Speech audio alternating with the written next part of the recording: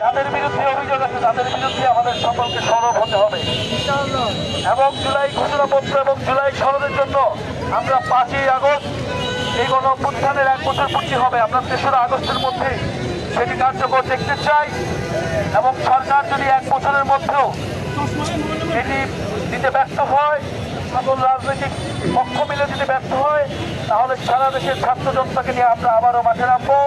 3রা August আমরা শহীদ মিনারে ঢাকায় থাকবো। আপনাদেরকে 3রা আগস্টের আহ্বান জানাচ্ছি এবং ইনশাল্লাহ আমরা আবারও মাগুরাতে আসবো।